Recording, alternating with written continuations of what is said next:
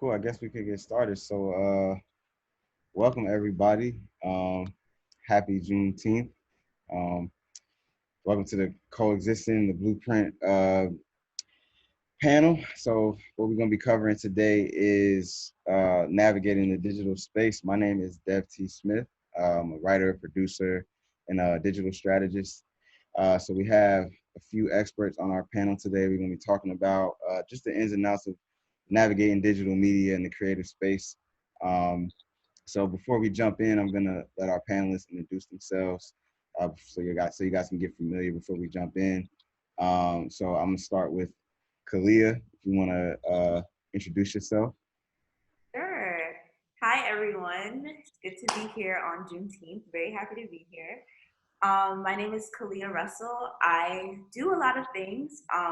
First and foremost, I like to consider myself an artist and a DJ. Um, and other than that, I am a brand and creative coordinator at Spotify. That's what's up. That's what's up. All right. Celeste, you wanna give your intro? Hi guys, I'm Celeste. I work at Mass Appeal currently. I do marketing and project management there on both the label side as well as the agency side. But I am a filmmaker and a director outside of Mass Appeal. Yeah. Dope. All right, Brandon, you wanna tap in? Yeah. Hey everyone, my name is Brandon Nixon. I work as a creative strategist at Google. I lead diversity, our digital strategy for our diversity, equity, and inclusion team. And outside the corporate space, I work with artists on talent management. So I just appreciate y'all tapping in because everything going on in the world is crazy right now. And appreciate Jacana and Arvana for organizing all of it because I feel like it's super necessary right now. Dope. And on that note, I think we're in a very special time right now. Obviously, it's a very delicate space that we're in as far as being a creative in any industry that you're working in. I don't think anybody predicted the elements that we got to work against right now, right? So, there's probably some people that's tuned in right now that are just starting out, and I think it's important for all of us to talk about how we actually got into the digital media space in the first place. I mean, I know for me, I started off in the blog era, putting together my own digital magazine just to try to like make connections with folks and tell stories in a way that would create relationships and build myself into a space where I can navigate through the media industry. So I think it's really important to tap into how you guys actually got started in your careers. Kalia, I'm gonna start with you. How did you actually break into the space that you work in now? What was your entry point, and what was that experience like? Kind of, getting your foot in the door in the first place. My introduction to digital media began in college. I attended Howard University, the real HU. And there I majored in strategic communications with a minor in graphic design. So really everything I learned for my 4 years there had to do with PR, digital media, and everything in between. But I got my first real start working for Vashti Kola for her online blog, Vashti.com, and that's where I met Jacana. So that was my real world start to media. Okay, Celeste, what about you? How was your introduction into the media landscape? So it's similar to Kalia, which we actually just learned today. So I used to work with Vashti as well a few years ago. And so I was a staff writer for her website. And I was doing that while I was like working at a wedding videography company, which is like totally off brand for me. It was my first job out of college and was just doing that. And essentially like the whole process of me like working, certain day jobs that were kind of unrelated to what I wanted to do, which really was working in music and working in media and being able to tell stories, which Deb, you mentioned. So basically from Vashti, just some of the people that I met in the process, I ended up working at Alamo Records. At the time it was Cold Heat for a few months. Essentially it was just kind of like an internship. And then from there, I had a few random jobs, but within that process, I was still trying to just like network and stay connected with people. And eventually I worked at Sony Music. I worked at RCA Records for a few years. And that's really how things started to change for me as far as being more involved in the media space. And then after RCA, I went to Massfield to just do more like content focused work. Dope. And Brandon, why don't you talk to us a little bit about how you broke into your industry? Yeah, so mine was a little like, I feel like dual track. So similar to you, Dev, like I was doing a lot of blogging, had my own personal blog, like right out of college in 2016. Did that for a while, but then at the same time, I was like working in a corporate space that I began to kind of make my own lane for. So as I was like interviewing artists, these artists are some of the artists that I ended up working with today, but I started like making sure that my corporate work was a lot more like creative and like building on that space. And then now I'm trying to, it's still not perfect, but trying to merge the two. And so the space that I work with in tech allowed me to like work and do things on a high level and a high platform, but I want to intertwine like creativity, culture, those sorts of aspects in it. So that's where I am right now. I think one thing I want to kind of jump in on right now is from what everybody said, there was kind of this everybody's entry point was kind of self-started in a way, and I think that that you can attribute that to like the ability to just like utilize these tools that we all have at our disposal. I mean, social media, and anything that allows you to create content on your own. So I think it would be real interesting for you guys to talk about what was the moment that you realized that you could kind of create some opportunity for yourself before it was given to you. And for further context, just for everybody who's tuned in and listening, I think even, the space we're in now, even non-related to COVID, there's such a degree of people that are able to pump content out and put their voice out and give their perspective, that it's almost hard to stand out. I mean, it's like almost oversaturated at this point, right? So I would love for you guys to talk about different ways that you were able to identify how you could separate yourself from the pack in order to take advantage of the opportunities that you worked your way into. So I'll mix it up a little bit. I'll let Brandon go first, and then we'll go from there. Yeah, for sure. So kind of getting to your first part of that is I used to think about social media and like a career as two very different things, right? Like growing up, MySpace, Facebook, Twitter, all of that was like fun, like connect with your friends and stay, tapped in with what people were doing.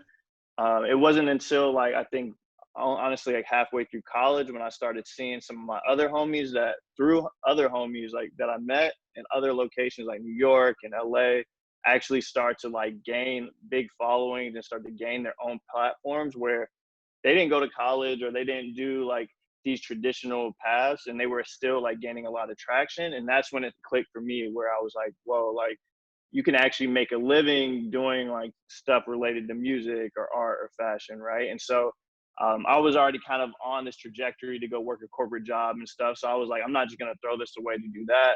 But that's when I started getting the ideas that I, can start a blog or I can start working with different artists because I was starting to see that they were building their own platforms off of, Instagram and those types of things. So that's where it kind of started for me.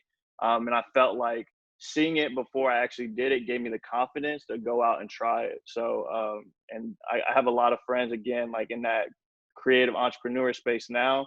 They're like a big inspiration why like I'm even in this space today. So.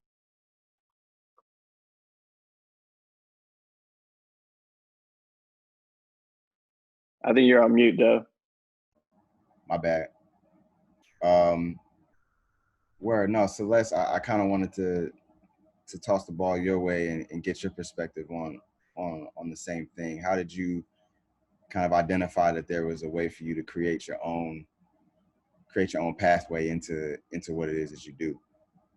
Yeah, so I think kind of the pivotal point for me as far as like my career, and it's still very much in the development phase. While I was at RCA, I was always like creative direction. I was always working on treatments and mood boards. It was just something that I've always been like enjoyed doing, and I never really saw myself as someone that was like going to be a filmmaker or going to be a director. But there were always these like key things that I always wanted to do. Like I've always been a very visual person. I've always wanted to, you know, be able to tell stories, and then things kind of just started to piece together. So for me, while I was working there, we would get a lot of different treatments in, of course, for just various artists. And I just kind of found myself naturally like leaning into that, like being more passionate about that side of things.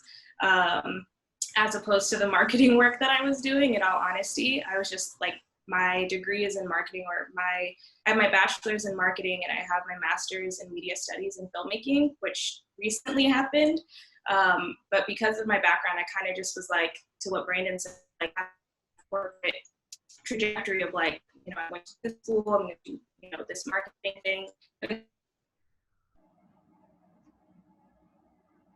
Uh-oh. I don't know if I think Celeste might have frozen. Celeste, if you could hear us, I think you're frozen. I'll kick it to Kalia. Um, you want to talk a little bit about your entry point, kind of creating your way into the space? Sure. So for me, like I mentioned before, I started off as like an artist. I went to performing arts school, so I kind of was on that side of things for a really long time. And then when I went to college, it kind of like introduced me to, you know, the corporate side of things, if that makes sense. So when I graduated, I said to myself, like, how am I gonna make money realistically? Because, you know, being an artist being a DJ isn't always that lucrative. So I kind of put both like together to see, you know, what felt right. And I never really went looking for specific roles. I kind of just went with what felt right. If you look at like my LinkedIn or my resume, you notice that I jump from like different roles. Like I did publicity at Atlantic, and I wrote for Pitchfork, and also was an assistant. So like I jump from things to things, not necessarily because it's what I specifically want to do, but it like kind of aligns with my interests or my passion in a sense. So I kind of just align myself with what feels right instead of, you know, what I think I should be doing. Where I think what I want to get into right now, right, is I think that right now we're in a space where we have a lot of access to information, right? So I'm sure anyone who's on the call, who is just tuning in to just pick up some game, right? You're trying to figure out ways to not only put your work in front of the audience you want to reach, right? But you want to cater to them as well, right? So much engagement data across social platforms, even your mailing list. If you have a mailing list through MailChimp, you can kind of access data points that'll kind of inform you on how you can maybe go about crafting your work in a way that'll reach certain people, and definitely how you can distribute your work in a way that'll reach certain people, right? Creatives, we have to be very careful to let data and numbers and metrics inform decision making, but not necessarily let it dictate what you do, right? Because that takes the juice out of it, that takes the art out of it. So I'm interested in hearing from y'all. Are there instances where you're able to leverage engagement data on social media, or audience data? I don't care if it's Google Analytics. How are you guys able to leverage numbers to make decisions about what it is that you're about to do with your work, and leverage that against like instinct, right? Because sometimes we just know something is the right move to make just because we tapped in with the culture, and you know what people are talking about, and you know what people are feeling right now, right?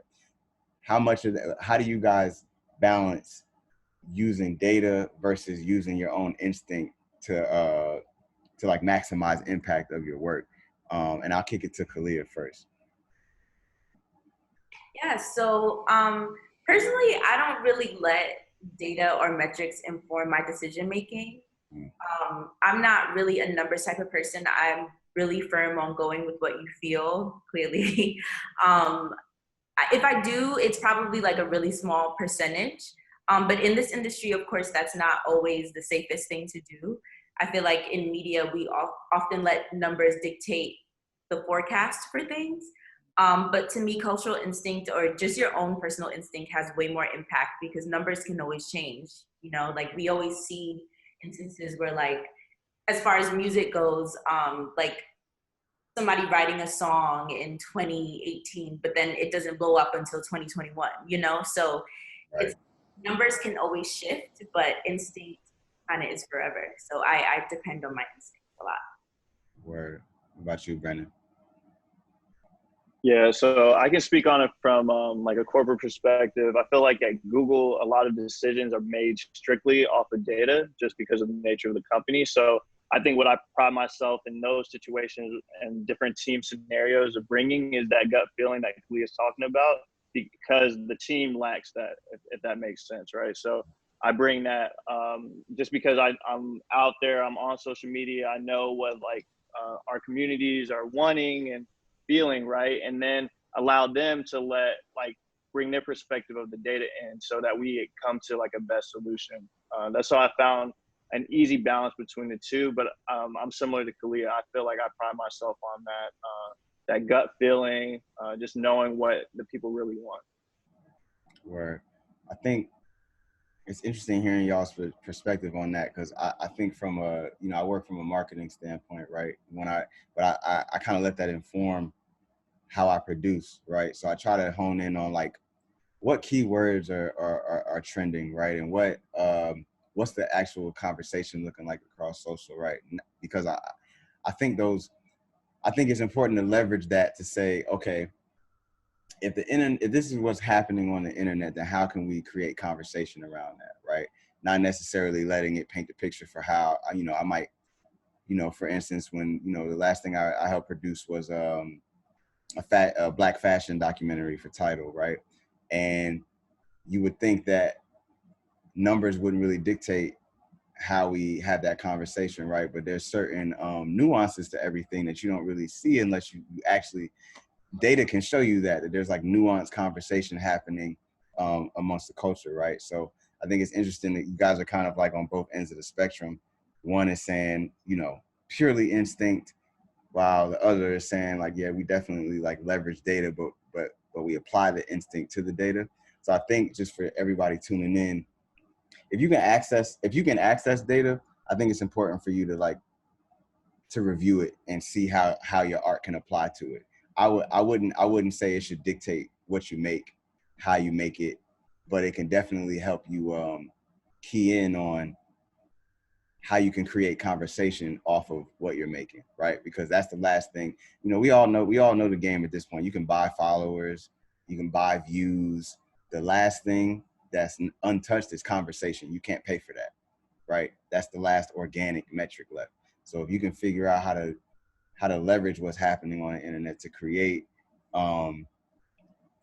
create conversation off of your work, that might be a sweet spot for you. I want to bring Celeste back into the conversation. Celeste, we were talking about whether or not you use data or metrics across, whether it's social media or seeing like the habits of viewership for certain work or anything like that. Like, do you use metrics to inform what you do professionally, or do you rely on just your instinct and just knowing the culture? Which, do you lean either way, or do you kind of incorporate both? Yeah, also sorry for the technical difficulties, but for me, I don't think about metrics so much. I mean, I understand the value of them. As far as just like from the filmmaking side of it, it's very different from the work that I do. From a corporate perspective, of course, it has to be very data driven. But I think as a director, I'm more so focused on the integrity of the story. And I think that when you're kind of to what I was saying before I cut off, I think that when you maintain the truth and the integrity of your story, I think, and of course, like taking into consideration aesthetics and making sure, you know, things are being presented in, you know, creatively in a strong manner, I think that naturally some of the metrics will follow.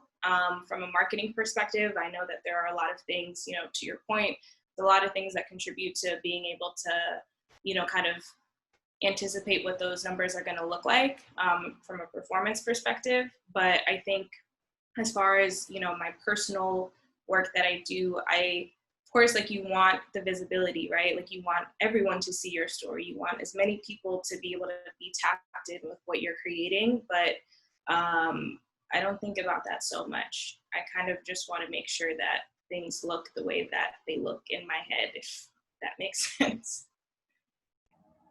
That makes total sense. That makes total sense. I kind of want to branch off into identifying opportunity, and I'm gonna kick this to you, Brandon. As someone who I mean, obviously, naturally, we all know culture. We're of it. We're a part of it. You know, we watch it growing up. It's kind of like a part of our DNA, right? How does your perspective on like the state of culture and missing, or maybe what it needs, how does that influence the way that you identify opportunities, right? Like how does that help you filter out what's the opportunity you should take versus an opportunity that you should leave alone? Yeah. I think our like our demographic is probably the most important demographic. Well, this is my personal opinion, but the most important demographic that dictates everything that's going on now. So I feel like I look to the culture to make those decisions for me. And again, there is like that kind of overload sometimes when you're on social media for too long. But I look at the things that are recurring, right? The things that at the end of the day are going to be sustainable and have longevity. Those are the types of things that I want to target, right? That have a cultural spin, like something that I think, you know, stuff is always like coming in cycles. So what I look for is like the stuff that when we were growing up, like when we were on MySpace, if there's like similar threads within that, like similar DNA, that's the kind of stuff that I like to pursue like in the future too. So if it's popping up again, right, and you're like, wow, like that's kind of similar to what happened in 2008, like, I don't know, whether it's music, fashion, or whatever, those are the things that I like to kind of pursue a bit more and go in more depth, because I feel like those are the things that there's a reason why they keep popping up, and there's a reason why there's a cycle there. So that's where my personal preference when looking at those types of things, that's where I try to hone in on and lock in on. Mm. Do you feel like there's kind of like a nostalgia factor involved in like the judgment? Yeah, I have this theory that so when you're a kid, and I can apply to us, when we're kids, we like certain things because that was what was considered hot, right? Like whether it was fashion, again, fashion, music, art, whatever. And then when we grow up, we become the tastemakers in that space, right? We dictate the trends. We make everything at, you know, from the ages of 20 to I feel like 29 or something, right? So then at that time, the people that are in that kind of space are gonna put forth what they liked as a kid, whether it be something they couldn't afford as a kid, whether it be something that that they love, that they had like one CD of as a kid, like, and played on repeat, whatever the case may be, right? And I feel like that's the cycle and trend that keeps, coming back. Why you see certain fashion trends like a rise, right? Like why we have like Jordans are still hot because that's what everybody wanted when we were kids, right? Those types of things that keep coming back. TV shows, you see like Disney Plus, like because all the shows are what we grew up on, right? So that's the kind of idea and theory that I have, that no matter who, if you like in the next 5 years, when we maybe begin to age out, it's going to be like our little brothers and sisters. The things that they like probably are going to become hot again. That's my theory on it. Where I think storytelling, right, is well, rather, I think nostalgia, the way you talk about it, is like an element of storytelling, right? it. Yeah, 100%. And I kind of want to go into like just being in the digital media space, like storytelling is the central part of it, right? At the end of the day, you're trying to tell a story. It doesn't matter if you're trying to put together a marketing campaign, doesn't matter if you're trying to create a piece of content and make it move. Like storytelling is at the heart of it. You gotta create something that keeps people engaged and interested in the message, right? So this is a question really for everybody. I'm curious about what you guys think are the key elements of storytelling. So I'll start with Kalia. What do you think about that? So for me, one of the key elements of storytelling would be the actual voice that's telling the story. I say that because I've been in a lot of spaces where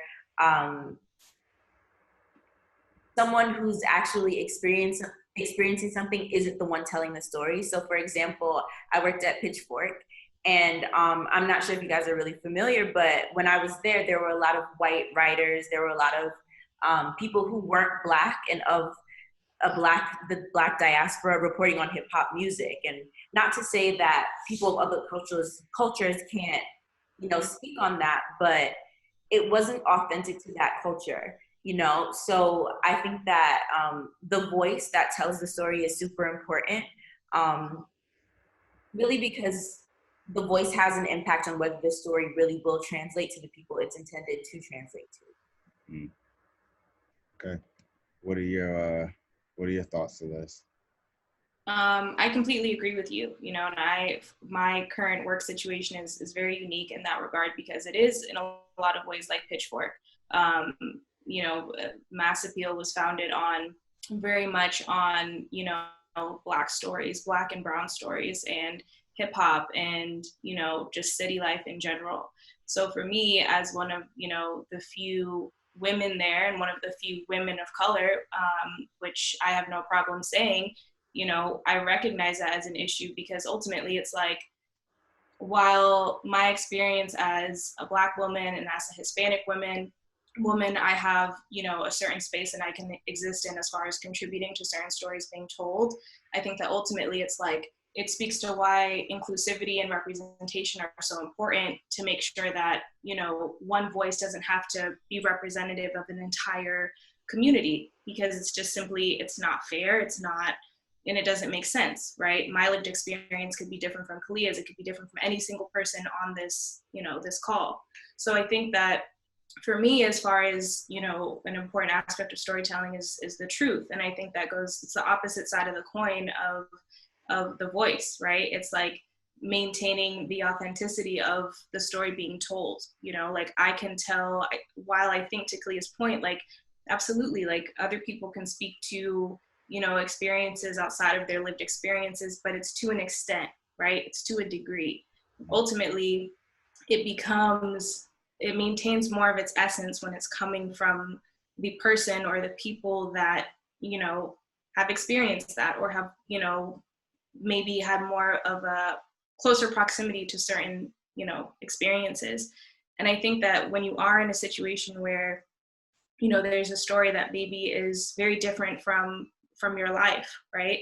I think that's where you have to be in a position as a leader to empower people around you that, have a deeper understanding of what it is that you're trying to communicate, and can educate you in the process, because ultimately there's always someone there that can, maybe speak closer to something. And I think that as a storyteller, it's your responsibility to make sure that those voices are being heard and that they're being uplifted. And I think, like, kind of recognizing too, your own shortcomings, whether that's from just an information standpoint of maybe you not being super well versed in a topic, but recognizing the value of having people on board that, are closer to closer to the subject matter as well.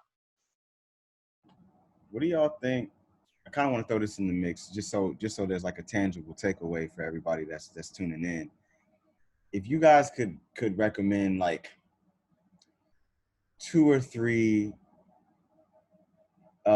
tips for successful storytelling, right? Like if you could imagine you could go back and give your own self advice, your younger self advice, right, on like how to perform storytelling in your respective mediums in the right way.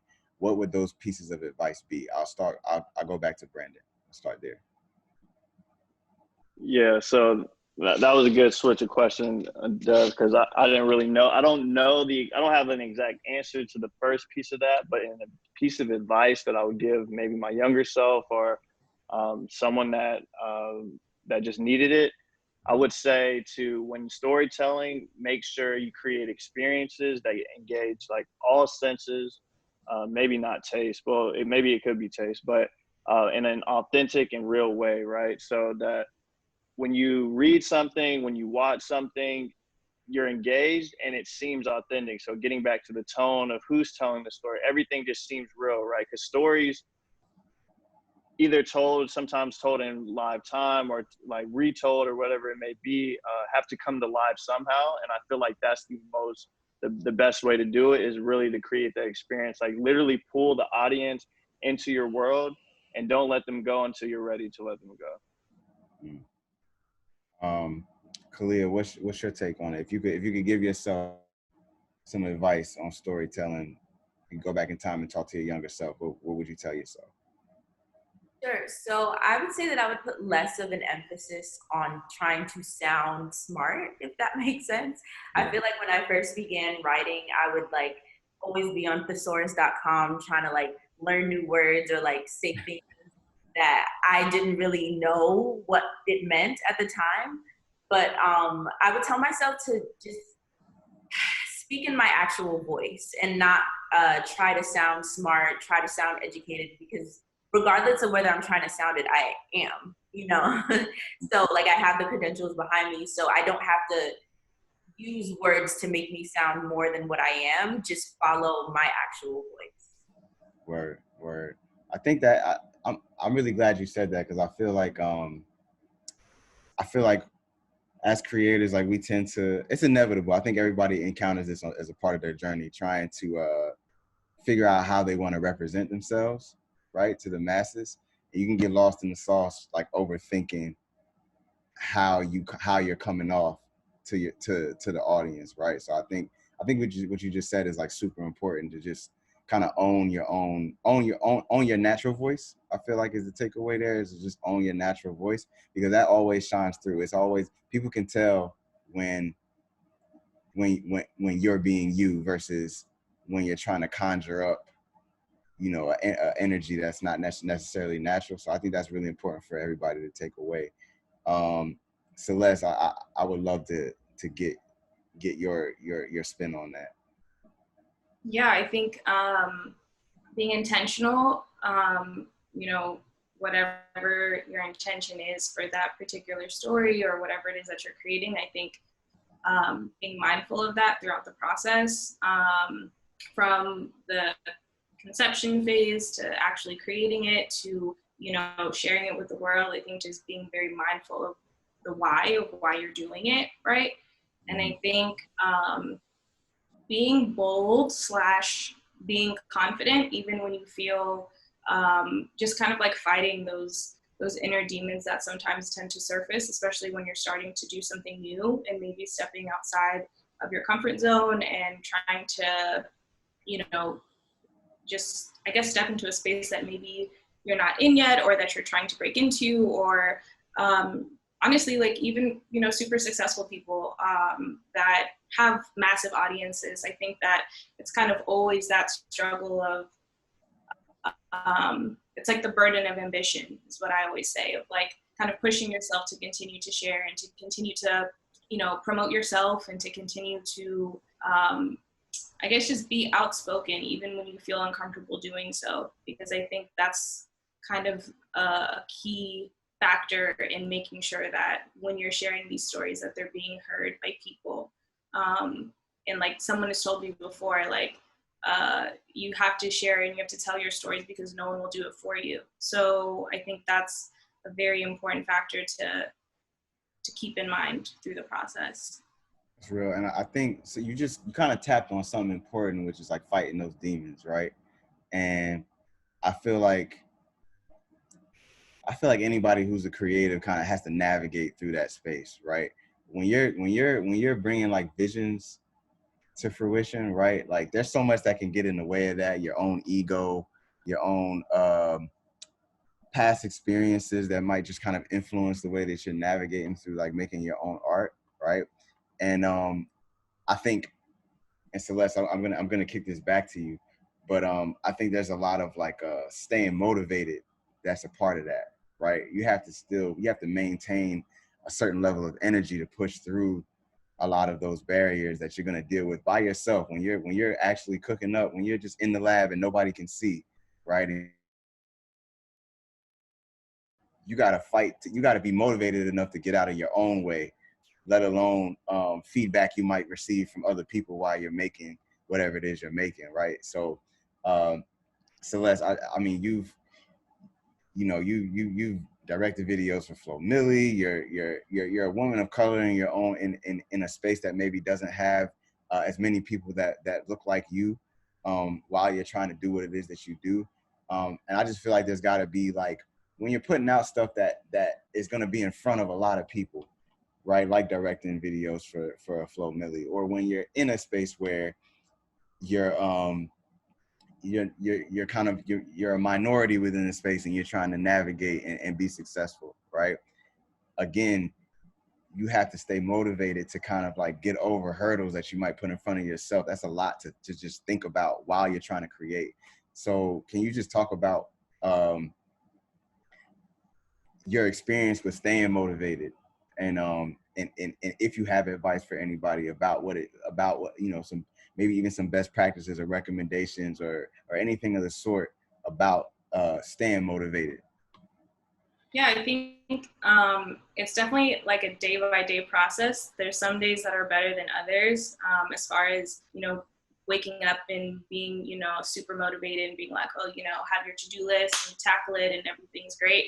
But there are a lot of times when I'm not like that and I don't do anything and I'm just sort of like in my head and thinking about all of these ideas that I'm not actualizing. And I think the way that I combat that is knowing, for me, I just try to focus on what that actual final piece looks like, and knowing that ultimately the work has to be done to get to that point, right? And I always like to think of the big picture, even to like the granular bits of what I want my future to be, as far as, where I want to live, what I want my lifestyle to be like, what I want, my family, my legacy, generations. Like, I know that's a very big thing, but I think about that very often because ultimately I know that the things that I'm doing for myself, my family laid the groundwork for me to be able to do that now, and I feel like I have a responsibility to my family. No one in my family works in a creative industry. My parents have done what they ability to live in New York and to, be kind of doing what I want to do in a way that they didn't necessarily have the opportunity to do.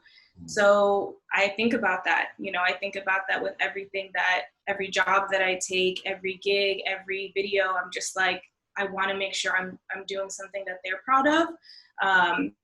And I want, future tense for, my family to know that I've created these things and they can look back and kind of see these physical iterations of things that I've done.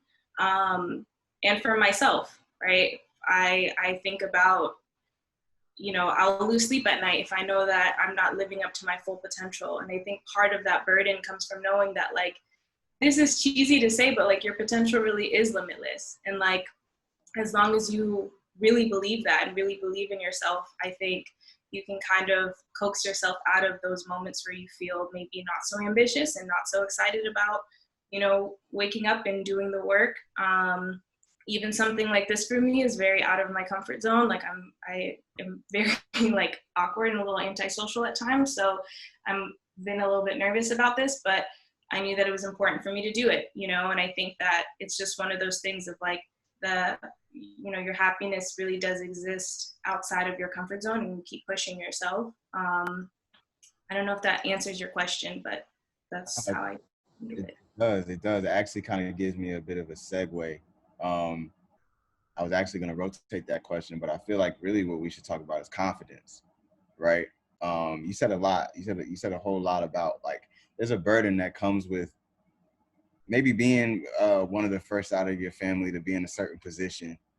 There is imposter syndrome. Even you might just being in a space where I mean I know for me like from like watching people on Instagram thinking that like wow like look at how like look at the level they're performing on and doing that to being in rooms with these people, right? And sometimes you'll just have you'll trip out a little bit and you just be like damn like am I supposed to be here, like does this make sense, you know what I mean? And I think confidence is like really really really really important, especially because what you're seeing is a lot of like you know people you can get into the game very young and get a lot done. So you might be doing things that the generation before they might took them until their mid 30s to even crack, right? So you might really think that you're almost displaced in the opportunity. So I think I would love to talk about like maintaining confidence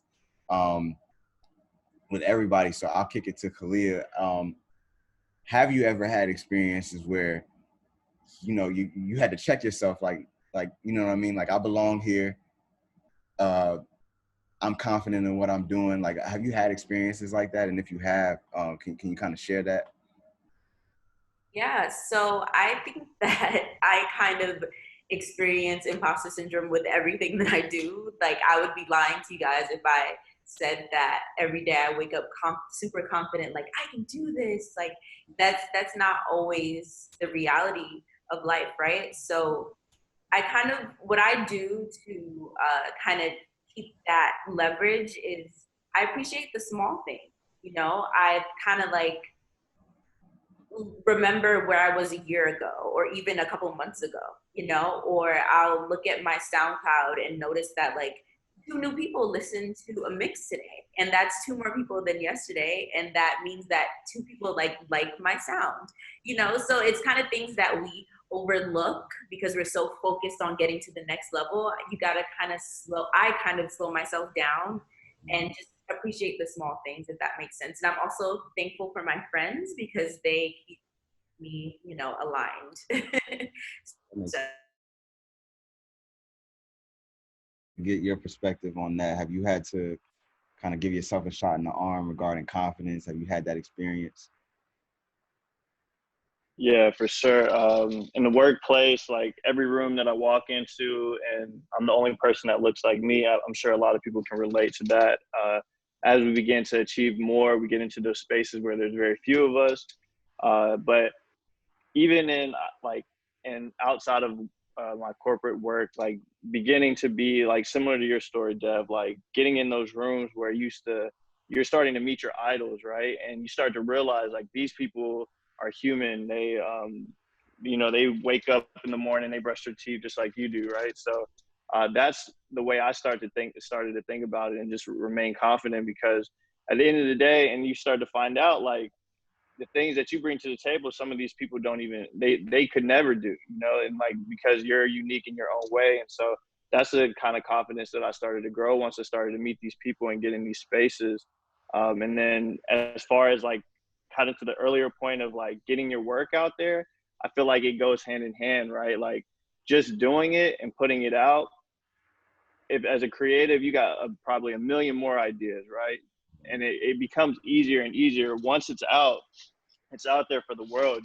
There's like no going back. So I would just encourage and every creative just to do it, because once you do it, it gets easier and easier, and then you become this person like that you wanted to be. You know what I'm saying? If you want to get your stuff out there, you should just do it.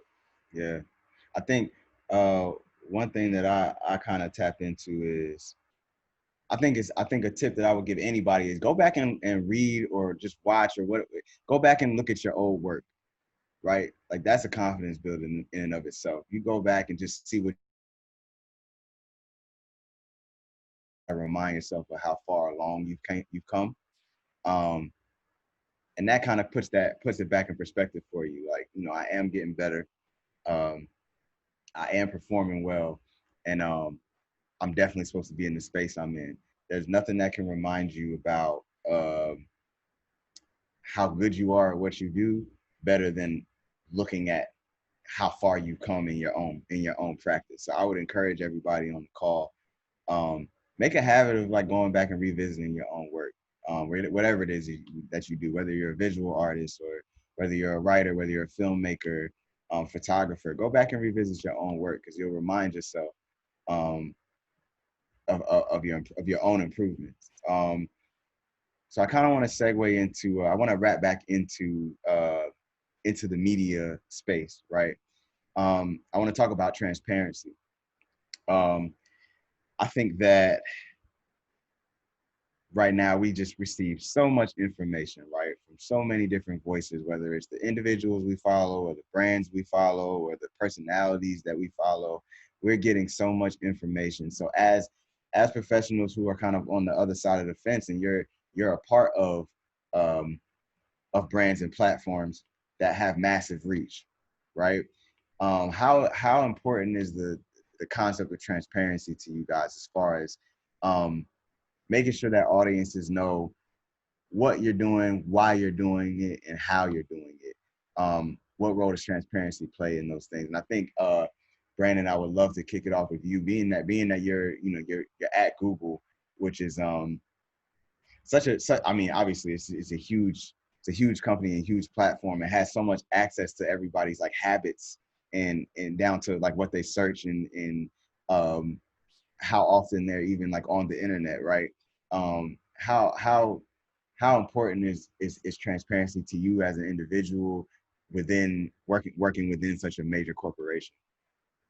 Yeah, on an individual level, and I feel like my answer applies for both spaces, but giving context to both. On an individual level, I feel like when you're transparent, that's when you get the most engagement. If we're talking about earlier, kind of to the question of data versus like kind of gut feeling and that sort of discussion, I feel like when you're transparent to a certain extent, and I'm not saying you have to share every aspect of your life, but again, I think transparency kind of goes hand in hand with being genuine and authentic. And so I feel like that is what gains the most traction in the space on a corporate level, right? So I work in diversity and inclusion. So um, it's a hot topic right now, especially with everything going on. And from a corporate standpoint, I think um, often corporations are looked at as like these big entities that aren't human, right? But if you like kind of scale them down on a smaller level, it's made up of individuals, right? So just because we're human, we make mistakes, and I feel like oftentimes that transparency, and I've seen it happen firsthand, and letting people know that like even a Google, right, like doesn't get everything 100% correct, right? We have a lot of smart people, a lot of people doing things for good reasons, but oftentimes, sometimes things can just miss the mark. And I feel like telling that story and being transparent is what allows people, um, I guess, to maintain trust, like an audience to maintain trust, and whether it's a corporation like Google or even on an individual level. And so, even if you do something that maybe isn't the best thing or whatever it is, right? You still maintain that audience because they know that you're human and they can relate to that. Word. I love that. Kalia, I want to kick it back to you. What role does transparency play um, in what it is that you do, and what's the value of transparency in your opinion? Yes, so I think transparency plays and is going to play a huge part in the new media landscape. Our generation seems to be like full of just truth seekers. Like we don't take any BS anymore. We just want to know what's going on, when it's happening, where it's happening.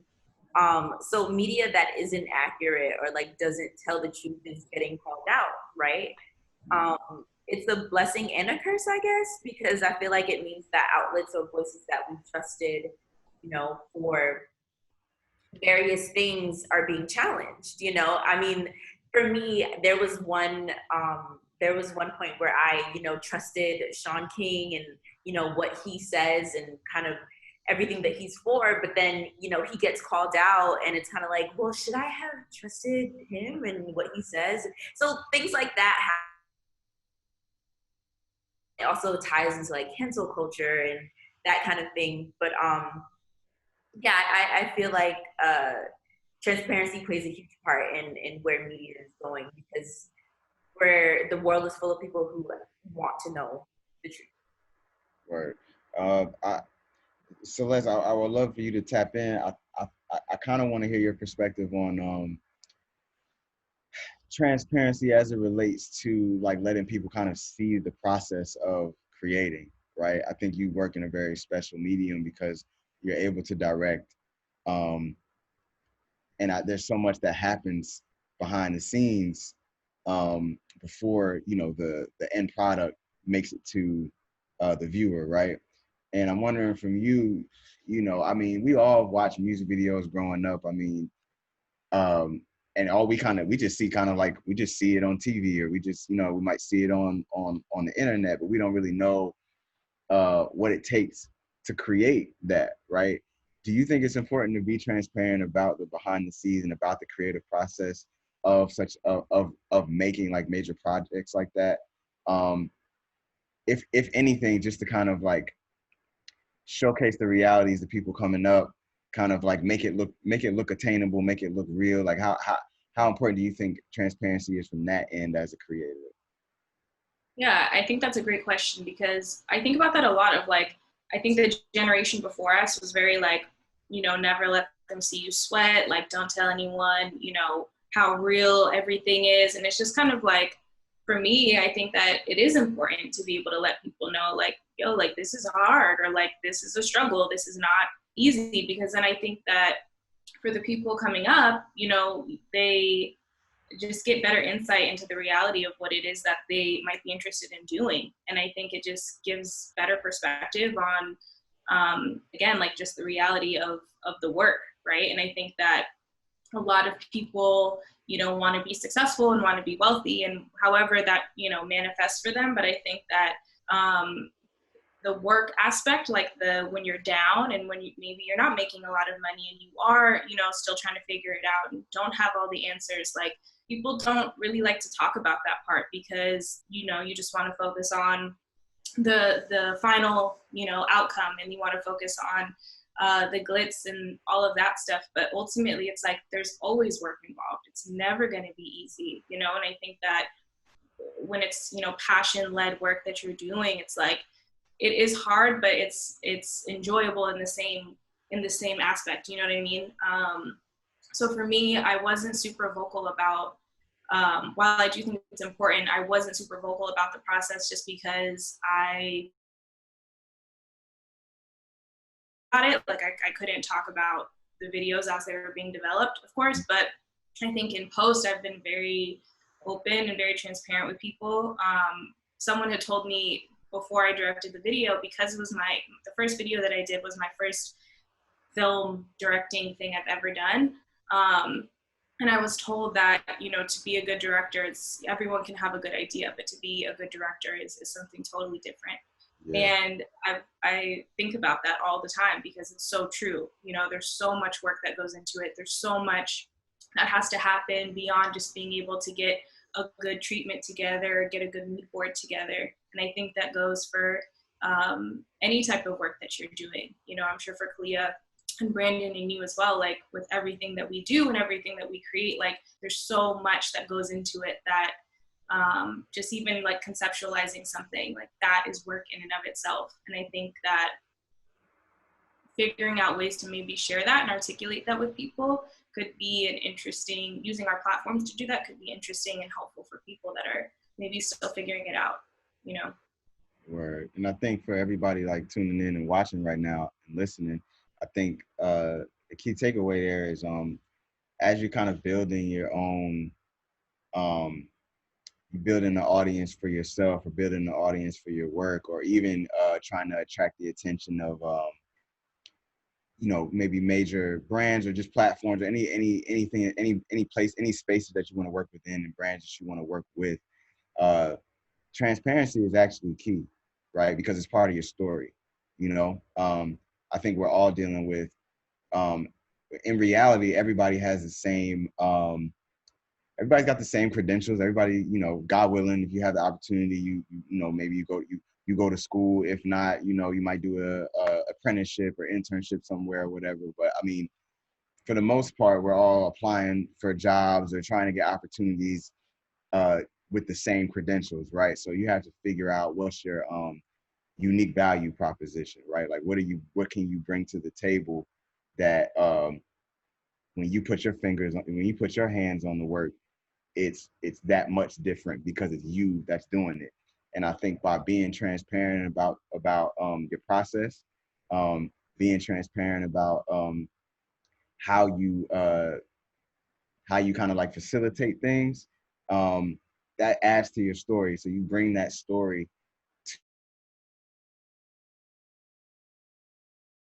to facilitate some opportunities for yourself. So I think transparency is key, just on a ground level. Okay with opening a window into why you're doing what you're doing and how you're doing it, right? Because you never know, that might be you might not even think that your unique take on something or your unique approach to something is that you might not even think it's that special, but there could be someone watching who sees how you maneuver through what it is you do, and they might see the value in that, right? So transparency is key because it could open a door for you that you might not even know that door is there. um One thing that you guys said, Brandon, you mentioned diversity and inclusion. Celeste, I keep circling back to, you said in the beginning of the conversation, just talking about how you're one of, if not the only, like people of color within uh, the marketing department at your space where you work with Mass Appeal, right? And we all know everybody's been watching the news, everybody's been kind of like seeing what's been happening, and it's just been a very strong shift in the space of making sure that there's representation in within these different companies, from a top level, from like the board, people who are on the boards of material positions and things like that, right? And I know I often think about what can I be doing to make sure that I'm not that whoever comes in here after me isn't dealing with so much of a feeling of being the only one or the one of the only few, right? So is there work that you guys, or is there any intentional thing that you guys are doing to try to facilitate that, making sure that the opportunity that you have are available to people who look like you that are coming up after you? And I'll kick it to Brandon on this one, and I'm gonna go to Khalid. Yeah, definitely, Dev. I appreciate that question because I feel like now what's really big, especially in spaces where you don't feel like you're represented, is like finding a sense of community and belonging. And when that's absent, it begins to, I feel like, be detrimental to even like work ethic, right? Or like the value you're able to bring to the table, right? So to answer your question though, yeah, like I definitely am super like passionate about like putting like the little homies on, like they don't even have to be younger, but like people that may like just want an opportunity, right? So I feel like that when I have a person that maybe I grew up with or someone that's asking me for opportunity or to for a referral, whatever the case may be, like I'm super willing to do that just because I know, well, one, if they get in the space I'm in, it'll be easier for me too, you know what I'm saying, because I'll be able to like have somebody like there that I know and that I can work with and trust. But then two, right, like it's hopefully providing them an opportunity that they might not be able to like break into, right? Just reaching out, checking in, tapping in with folks, especially Dev, like we've done it before in New York, you know, like just really just having good conversations, talking about how work was for the week. And really, I think that's what keeps people moving when they might lack that, again, that community, a sense of community in their, whether it's workplace or whatever environment they spend the most time. Hmm. Right. Kalia, what's your perspective on that? Yeah, I would say for me, I like to kind of reach back to people who are kind of where I was in the past. I know if it weren't for people who took me in as a mentee, I wouldn't be where I am. Um, this industry specifically relies a lot on who you know, unfortunately. So it's really important that you kind of reach back to people who you know, kind of give them a helping hand, even if it's something just like an informational where you tell them about what you do, or you know, someone reaching out wanting to know more about your job position. I have people on LinkedIn who attend Howard University as a freshman now reach out to me and they're like, hi, I see you worked here and I kind of want to know how you got your start. And I'm always open to having those types of discussions, especially with people who look like me, because, you know, without someone there who looks like you, your chances of actually getting there are a lot slimmer. And I feel like it's really important to just kind of reach back and let people into the room behind you. All right. Celeste, definitely got to have you tag in. What's your thoughts on that? So for me, specifically at where I'm at now, I've been doing a lot internally because there are, you know, there's an incredible amount of change that needs to happen, right? And these are things that are not new to us, but unfortunately it's new to, you know, some of the people that don't look like me. And that really, for me, my thing is this: if I'm going to be somewhere, it makes no sense for me to kind of sit and complain about the situation and not do anything to make a change, right? Especially when I know like I have a voice and I feel comfortable doing so. So for me, I would say, you know, I definitely agree as far as like, you know, looking back and mentorship and bringing people on and kind of just like creating some sort of support system and network for people trying to come up in this space. But I also think, you know, I'm in a position where I have the ability to, you know, talk to, you know, senior levels and kind of effectuate some change.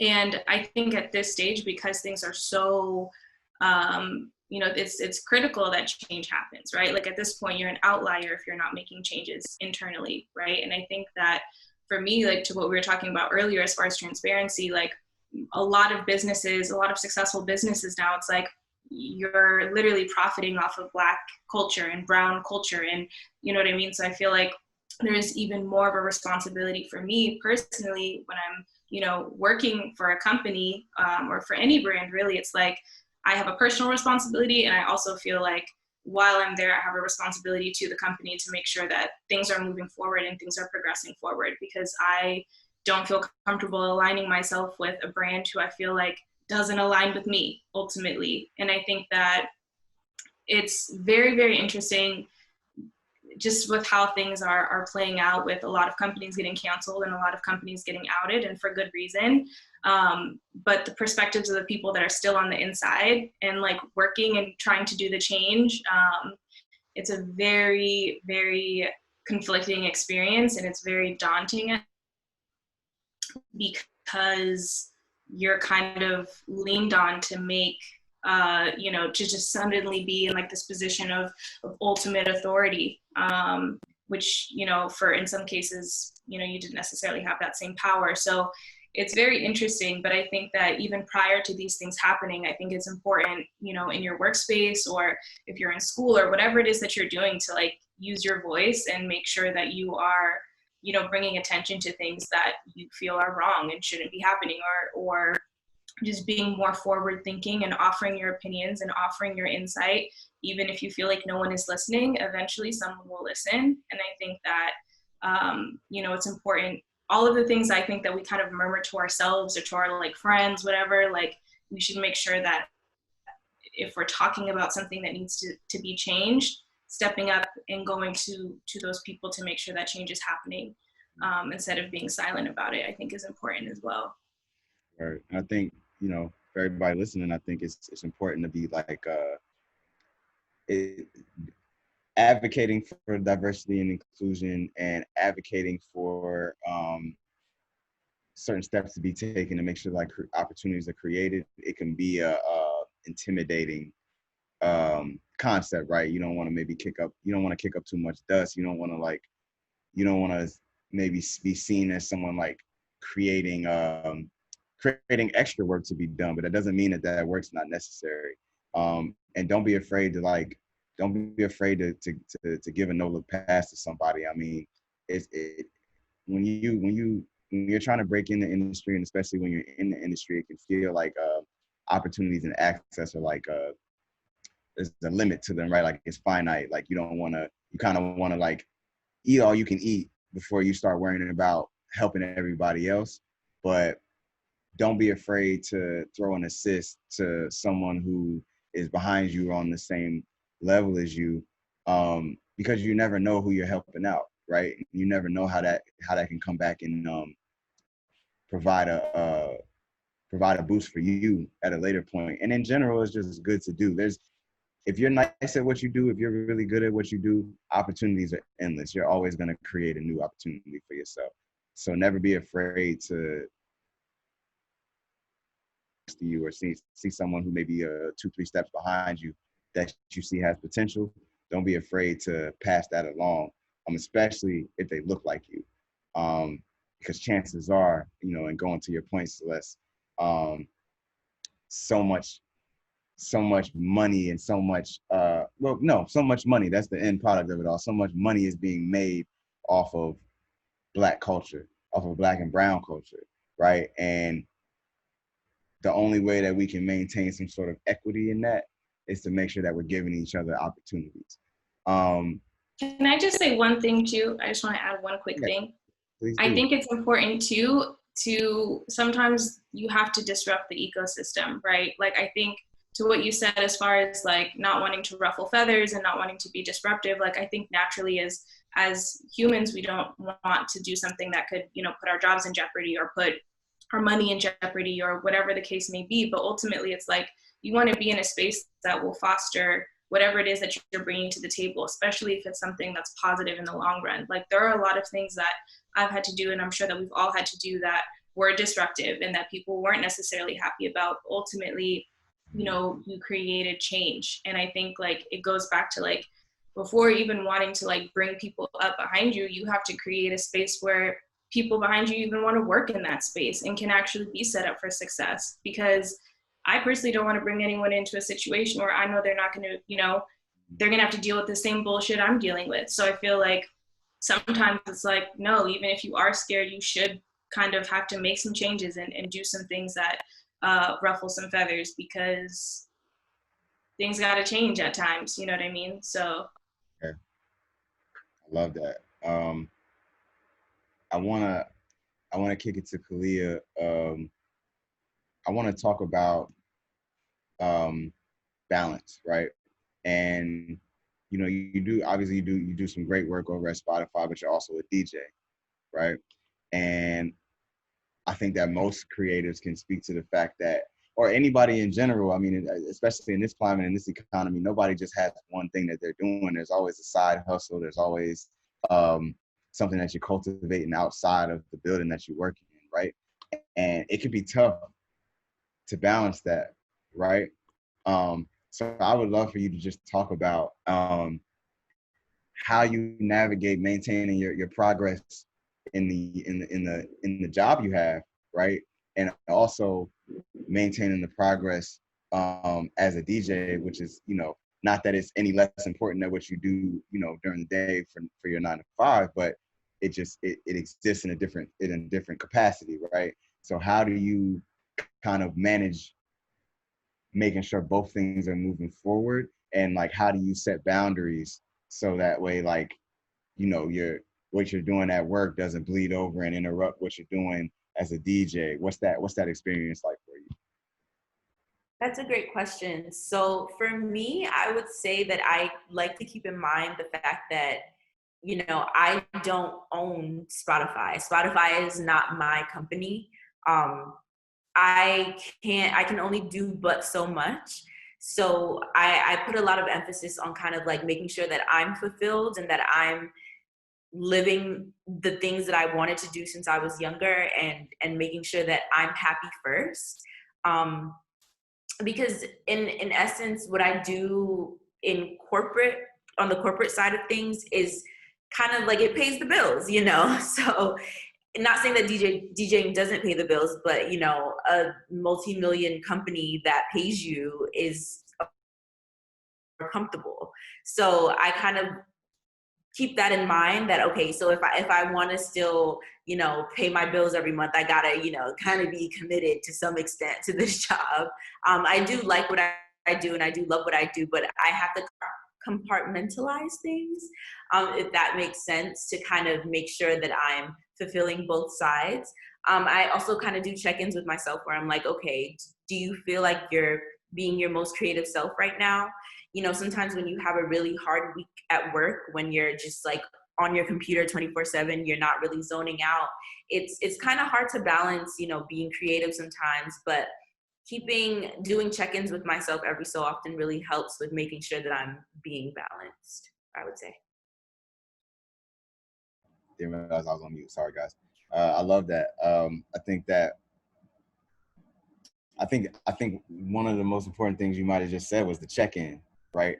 Uh, we live in this. We're existing in a hustle culture, right? Where we just go, go, go, go, go, go, go. Make sure you're knocking down all the objectives. Make sure you're getting everything done, right? But you gotta check in. The part of the game that nobody gives you is you gotta refill your cup, right? Like you can't just pour out energy and pour out energy and pour out energy into these different lanes that you're going in, right?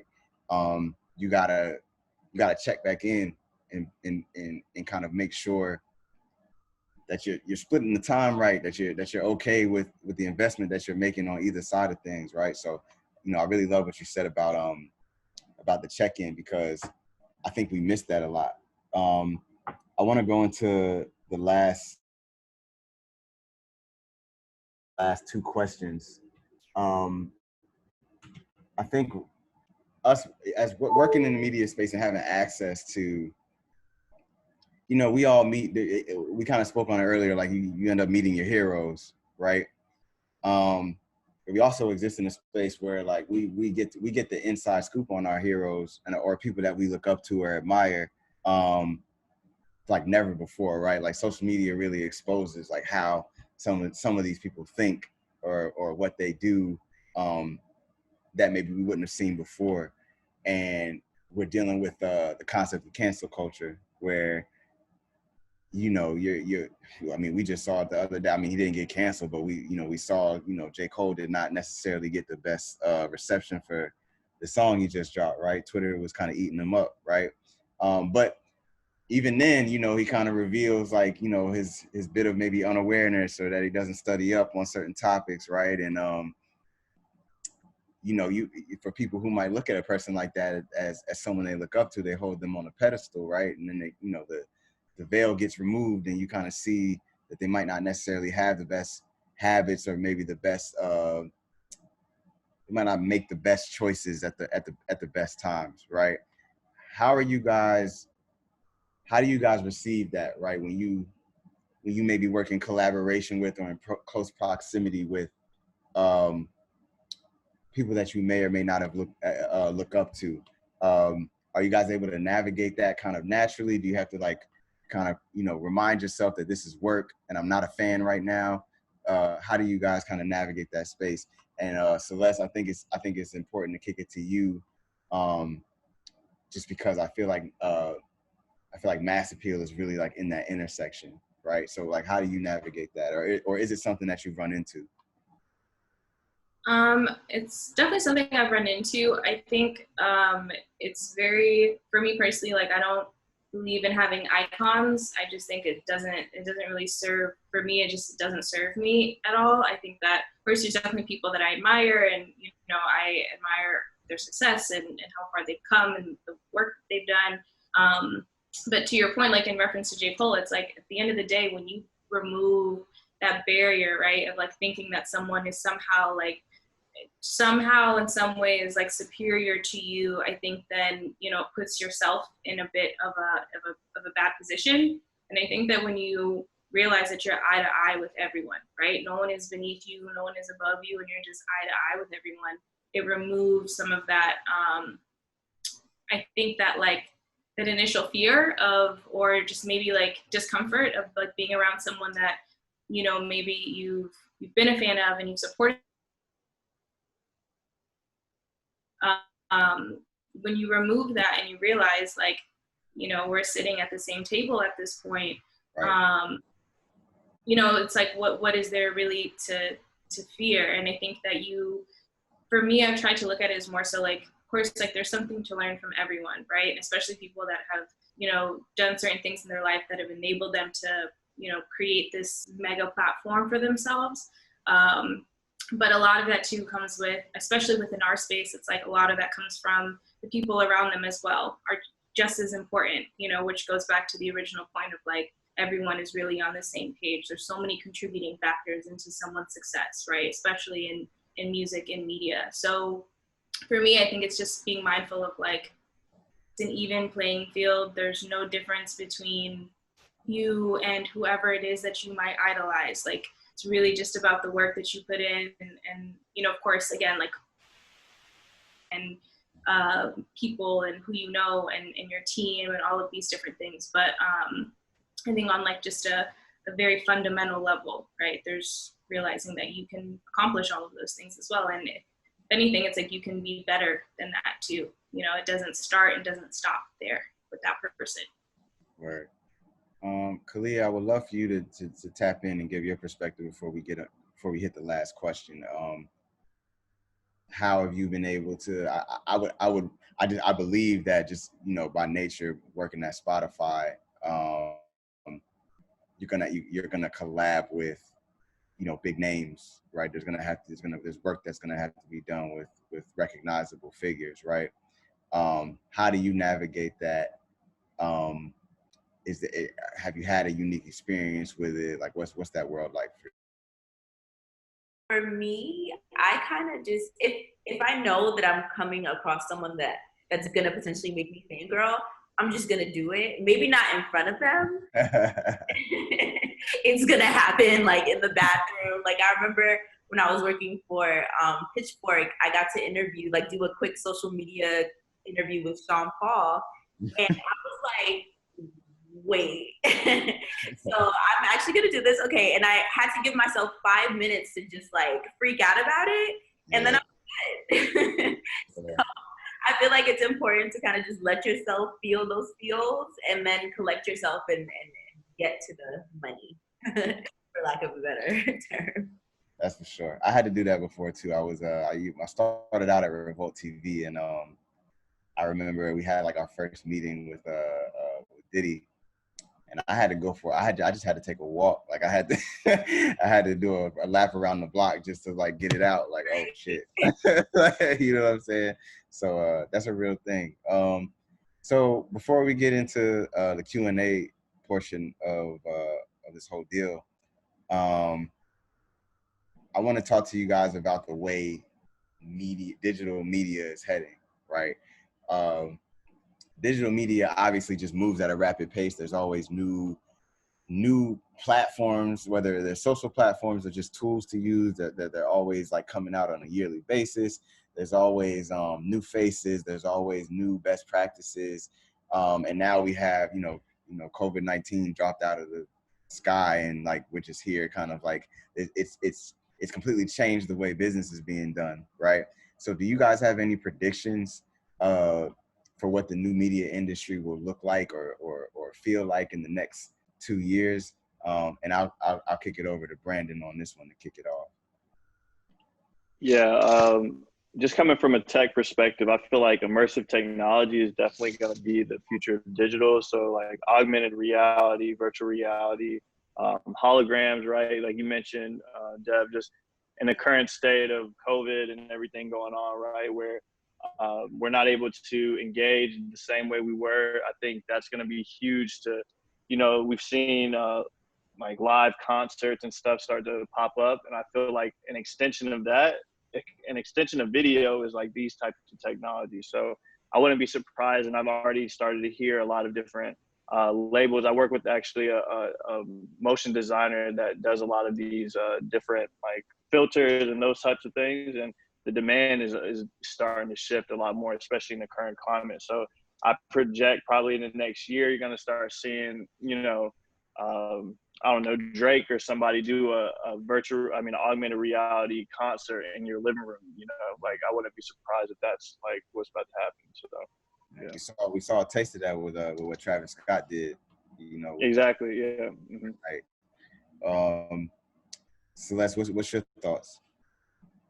I definitely agree. I mean, I'm not a big tech person, but I think that just given the circumstances, it's like we've just been so heavily leaning on the digital landscape for everything. And I think, from like a film side and just from like just different formats and mediums of sharing content, like I think that it'll be very interesting to see the augmented reality aspects and VR and just like all of these different ways to actually engage with what we're watching and what we're listening to. I think for Spotify, it'll be really interesting to see how things evolve.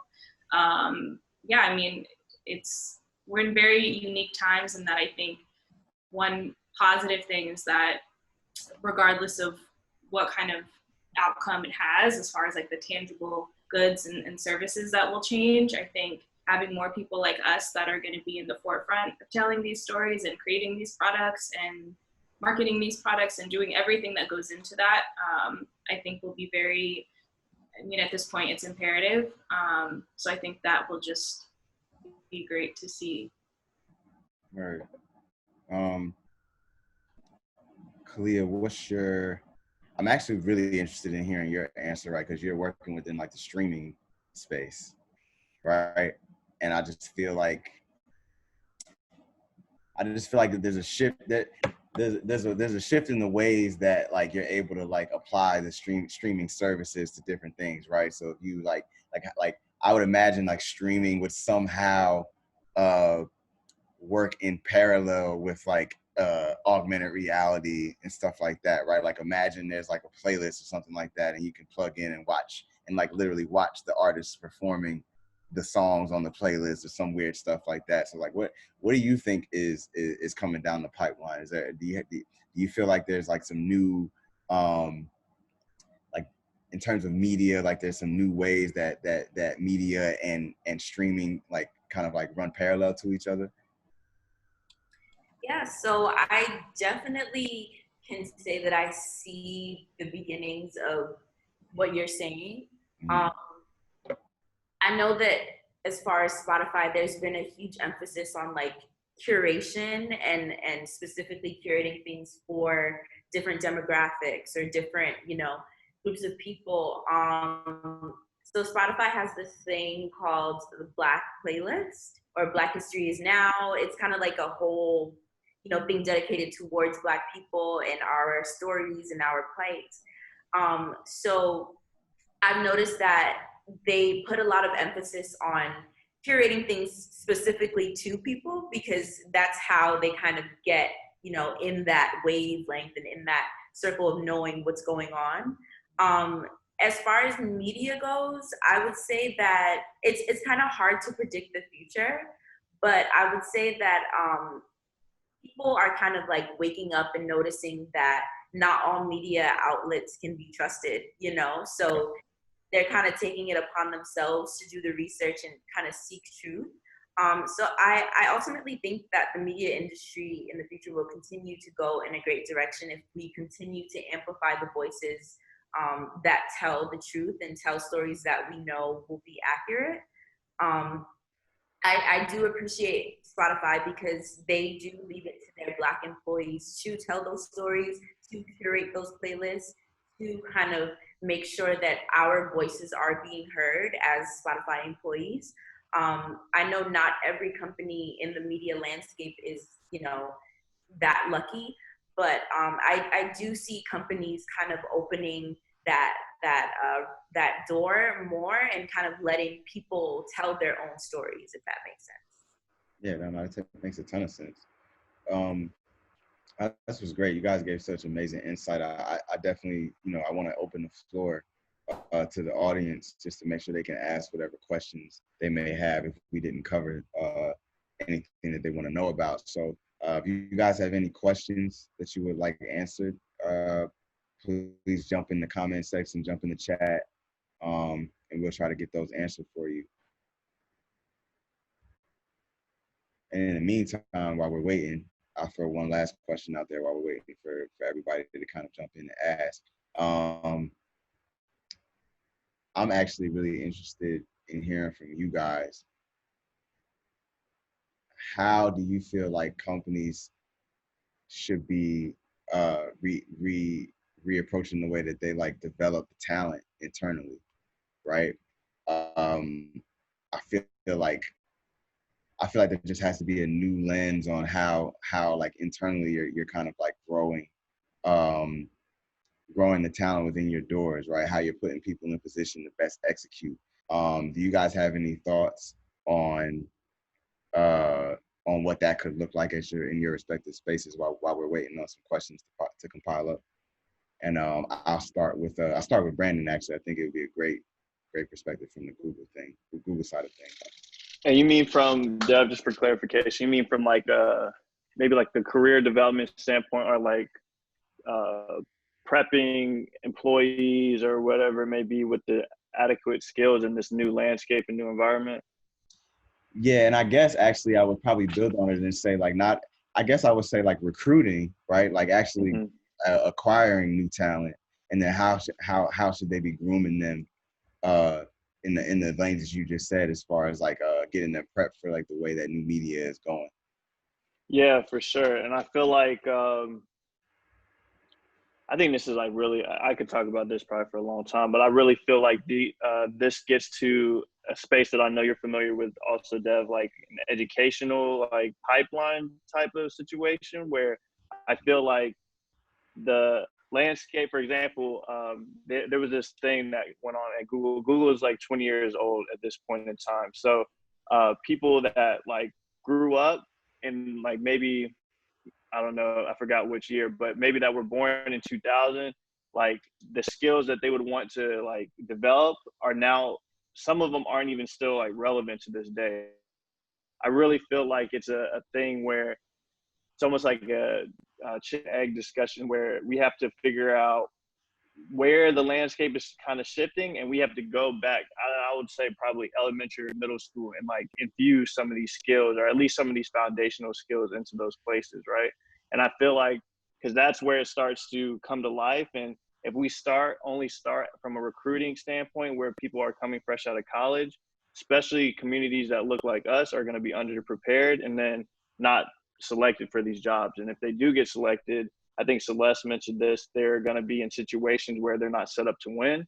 So I feel like, yeah, it's just a lot. But as far as starting from our position, like in a corporate standpoint, I think, again, providing that sense of community is the number one thing, right? Like at this point, the skills and that sort of stuff, depending on the role, if it's more technical, it's going to be a little bit more challenging. But I feel like as long as these people have some sort of community, they'll be able to get through it however the best they can, at least. You know what I'm saying? So.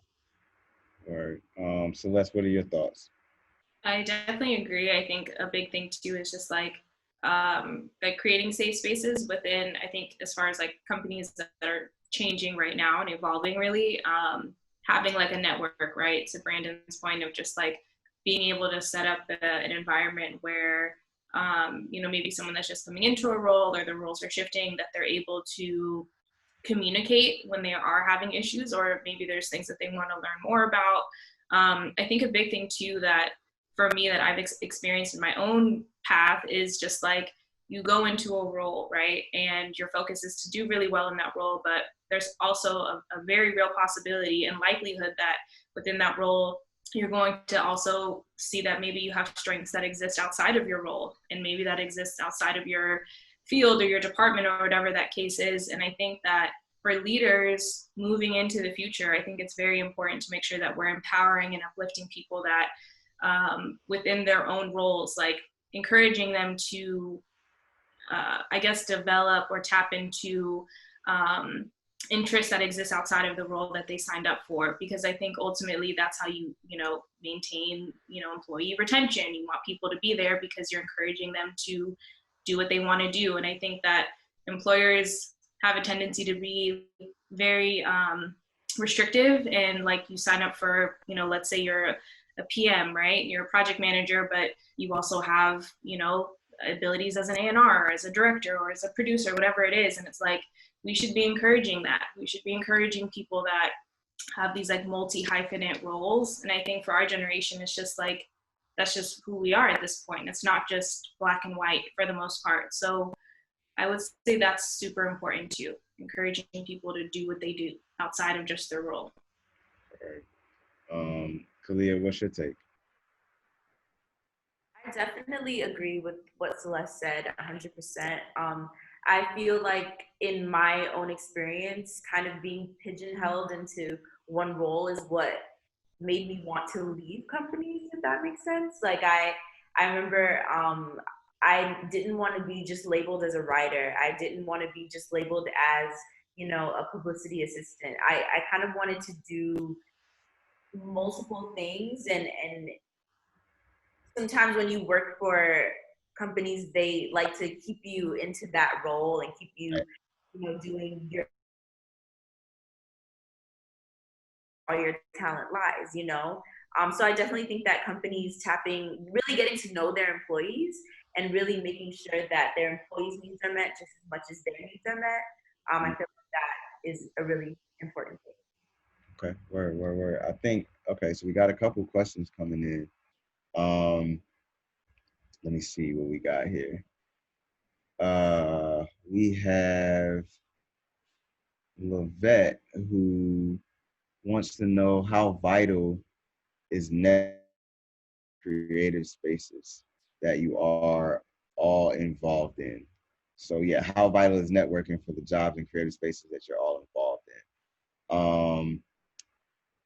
Let's kick it to, we'll just keep going in the circle. Brandon, why don't you speak on it? Yeah, I think it's super important. The reason to this day that I work at Google is he's like one of my mentors.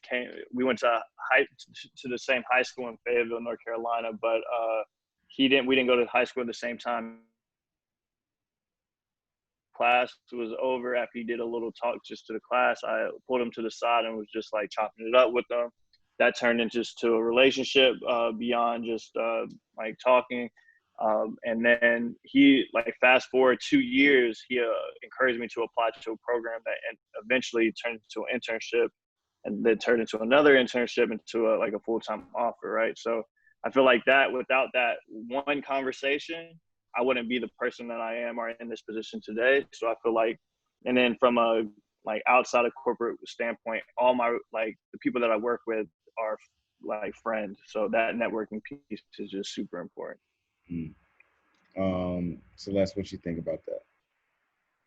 Yeah, I mean, I think it's like central to what we do. And I think one big thing I think is at any stage of your career, whether you're already in the field that you are interested in, or if you're just trying to get into something specific, I think it's important to just treat everyone with kindness. I think that sometimes we overlook that. And I think that you just never know how someone is going to circle back into your life and at what stage they're going to circle back into your life. And I think it's just very important to make sure that, you're just being a good person to the people that you're around, especially, with work and with, coming up, because there's a lot of people that can help you in the process. And, you never want to look back and be like, dang, I missed out on this opportunity. And I think another thing too is other side of that is never feeling like you're not good enough or too cool to talk to someone. I think that if you recognize that there's someone that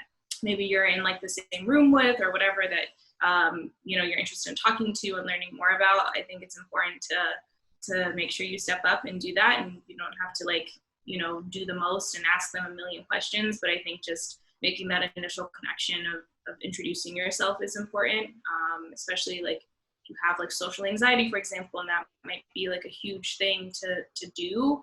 I think if you just create some sort of like, steps for yourself, like of just like the initial, like, I just want to say hi and, give them my name, like just making those little steps, I think are helpful too. I think off the back of that, and I wanna pass this to Kalia. Someone actually asked, Aaron actually asked, what do you all focus on when you're making a first impression on someone, right? And I think that's such a good question, because like when you're, especially if you're walking into a space and you're like, of the person you're about to meet and possibly do some work with. You've probably done your background and your homework. Even if it's an interview, you've done your background and your homework, went on LinkedIn or search some social channels, try to figure out like how you can make this introduction count. What are there specific things that, regardless of the person you guys are meeting, that you guys focus on making sure that you do or say to make a powerful first impression? And I'll leave that one with Kalia. Yeah, so I would say that this ties back into what I was saying earlier about just being your authentic self no matter what. I feel like that's really important, because when we get around people who we feel are like superior or in a space that we want to be in, we kind of like shrink ourselves or feel like we have to portray a certain image. But for me, I feel like being my most authentic self and also selling myself, right? So not being afraid to let people know what I've done, my experience, and that I do believe that I have potential to do something, and why. Like I feel like when you are in the rooms with people who can get you places, it's really important to sell yourself and make it known that you are an asset, that you have something to offer, and not only make it known, but to actually believe that. Because when you do actually believe that you belong somewhere, it kind of puts that vibe in the air that everyone can feel. So for me, it's important to sell yourself, but also believe that you do have a seat at the table. Where I kind of want to tag in and give my own perspective. The thing that I do to make sure that I make a first impression is identify a problem I can solve, right? Like figuring out, like, is there a gap I can fill? Is there a missing link that I'm seeing that maybe everyone else involved isn't seeing, and making that a part of my conversation upon intro, right?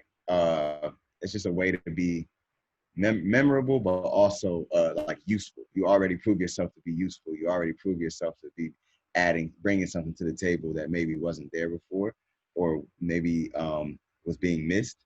So I would say, on top of all the great answers that Clea just gave, is identifying if there's a way that you can solve a problem in the short term, because that'll give you an entry point to like doing some things for the long term, right? Sometimes, especially now, like whenever when you're trying to get in at a company, or whenever you're trying to collaborate with someone, we're just trying to take care of what's right in front of us, right? So sometimes you just got to hone in on like, what's something that's like right in front of you that maybe you're not seeing, that I can help you do, right? So try to solve a problem. I want to hone in on there's a question from Alexander Perez. He's asking, how do you guys go about defining your niche? Says that as a videographer and a filmmaker, he's having trouble answering the question of what's the unique problem that he can solve for his desired customer. So I'm going to kick this to Celeste, just because, videography and filmmaking just kind of sounds like it's in your neighborhood. So how do you go about defining your niche within that practice? Honestly, it's been a process. Like, it's something that I'm still figuring out. And I think I'll say, when I was in grad school, I just recently graduated, and I initially went in with the mindset of like, I was at RCA when I first started grad school, and I was, doing the music marketing thing. And I was just like, this is cool, but there's still more that I want to learn. At that point, I was just more so thinking of it as wanting to like kind of develop my skills on the creative side of being able to like, you know, if I want to shoot something myself, I can do that, right? But I wasn't going in with the mindset of like, I want to be a director, I want to be a filmmaker. And at the time, a lot I had like these very like creative artistic backgrounds, and I felt like out of my league, if I'm being honest with you. And through the process, like even now to being leaving RCA and finishing school and being at Mass Appeal now, and my role being on both the content side and the label side, it's like all of these experiences have helped me to realize like I'm still finding my niche, but it's making more sense to me now, if that makes sense.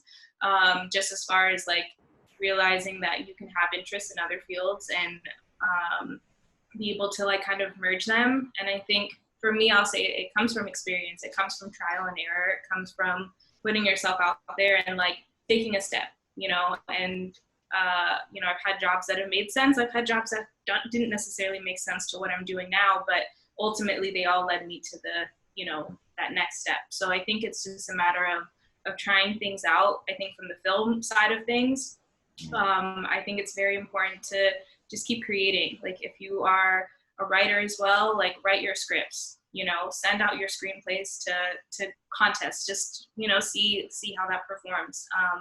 I just think that it's important to try things out, as opposed to just like kind of forcing yourself or expecting yourself to one day have this like revelation of like, this is what I want to do. It comes with time, I think, for me at least. And I'll also piggyback off that. Sometimes your niche, you have no idea. You don't even. It has to present itself to you.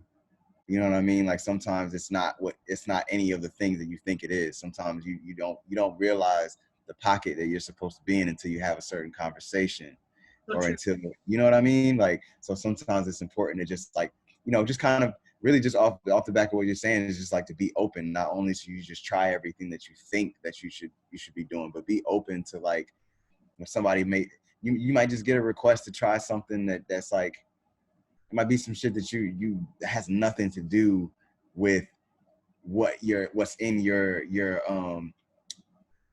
purview, you know what I mean, of what you think you're supposed to be doing. But it'll amaze you how many times you might run into a different piece of work or like direction, and then you just have a light bulb go off where it's like, oh, this is how I can apply this other thing that I've been doing, and like I don't even think anybody's doing that right now. You know what I mean? And then all of a sudden you've created like a lane for yourself and a space for yourself that not only is nobody occupying, but like it's so natural to you that even if other people are doing it, it ain't quite like how you're doing it. And that's how you create, again, that's how you create that unique value for yourself, right? So I'm gonna go for one last question before we wrap up. Let me pick a good one. Okay, so Key Hughes has a interesting question. I'm gonna try to translate this.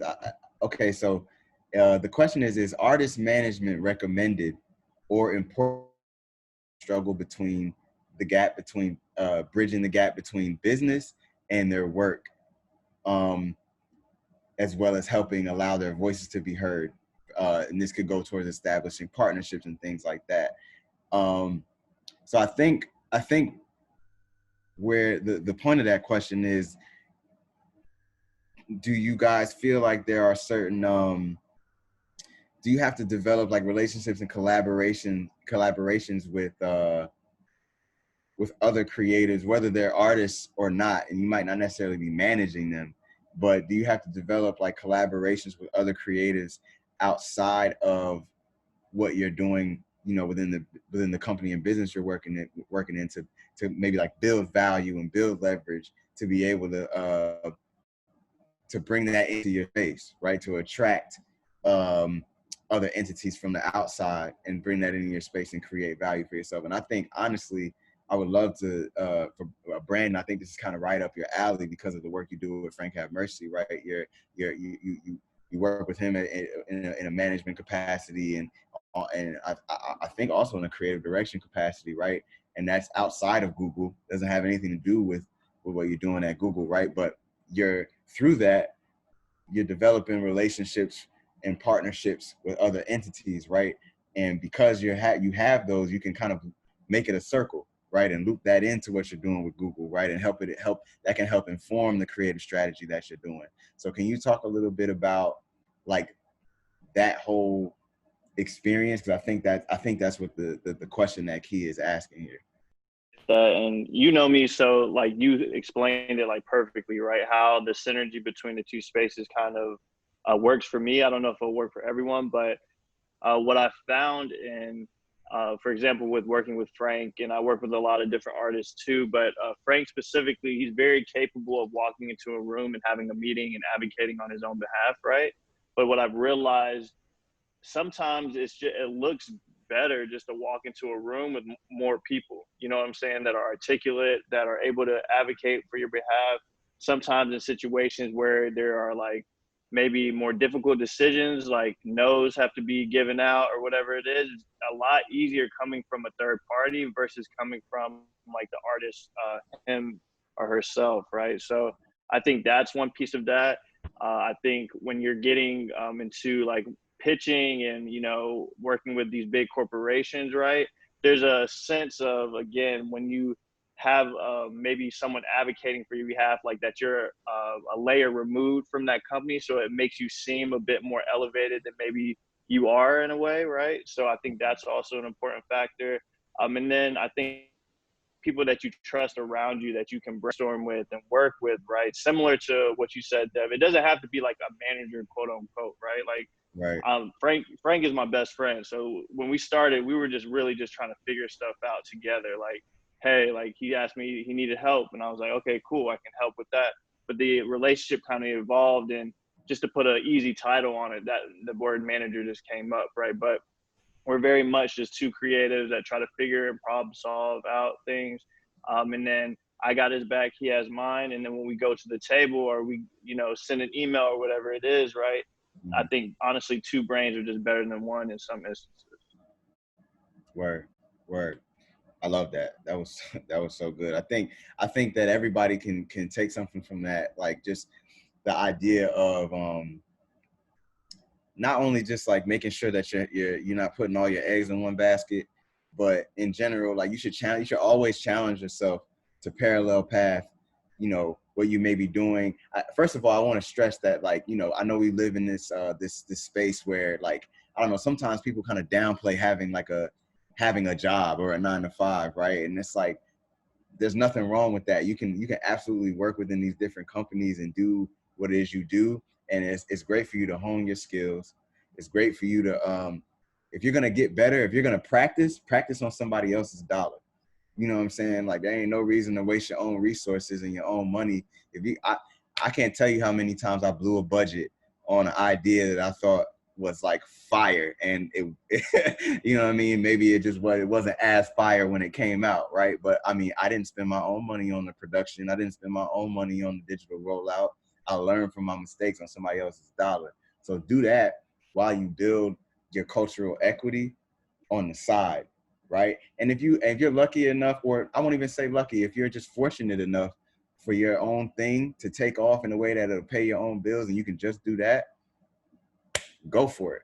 You know what I'm saying? But don't be ashamed to, you know, Brandon is, you know, he has his own thing on the side, but at the end of the day, Google is on that resume. He ain't never gonna have a problem getting a job. He ain't never gonna be without a job. Same thing with Kalia at Spotify. Same thing with Celeste with Mass Appeal. Like, these are all recognizable platforms. You say that when you walk in the door, and you know, at the very least, you're gonna get a conversation. But build on the side, because you always want to have enough value for yourself outside of what your job title is. You know what I'm saying? Like, you want to be, you know, I want to be valuable because I'm Dev, and my perspective and the way I do what I do is unique to me, and you follow my work, right? Now, the fact that I might have title or eBay or Yahoo or whoever, or, you know, to say that I did things there, that helps. But if all that went away tomorrow, I still want to be valuable on my own. So that's something that all y'all can take in this conversation. Everybody on this panel, does something on the side, whether it's the DJing, whether it's managing or giving creative direction to other creators, whether it's directing and videography. Everybody's built value for themselves. So that's the most important thing that you guys can take away from this. Build your own value, build your own cultural equity, make it work for you in the building that you may work in 9 to 5, and make your mistakes there. So that way, when you're doing your own thing, you're not wasting no bread. You can waste somebody else's, don't waste your own. So we're about to wrap it up. There's a couple things that I want to say before we wrap. Number one, I want to make sure all of you guys that RSVP'd, make sure you complete your graphic that was emailed to you when you RSVP'd. That'll give you a chance to win your gift card from Social Status. Make sure you tag For the Future by the Future. Make sure you tag Be Social Please and the Social Status. And lastly, given the climate that we're in right now, we always want to make sure that we're shedding light on helping the Black community. So we encourage you guys to donate to Black Trans Travel. You guys should probably see the link popping up on your screens right now. And that'll be it, man. I'm glad you guys got to stop through and chop it up. Definitely want to thank the panelists, Kalia, Brandon, Celeste. You guys have been amazing. Dropped a million gems this evening. So thank you guys for participating. And last but not least, man, happy Juneteenth. Wherever you at, it's been a rough couple weeks. Make sure you decompressing, making sure you're talking to your loved ones. And we hope to see you guys again. We'll probably wrap around and have some more of these. So hopefully, we'll get to talk to all of y'all again. So everybody have a really good night. And y'all take care of yourselves. Thanks, everyone. Thank you guys for putting it together. Thank you, Dev, Kalia, Brandon. Thanks, guys. Yes, thank you, everyone. Thank you. Absolutely. Bless. Thanks, all of y'all. Y'all are so great. Thank y'all so much. Absolutely. Yes, thank you guys. Peace, y'all. Bye, guys. Peace. Bye. Later.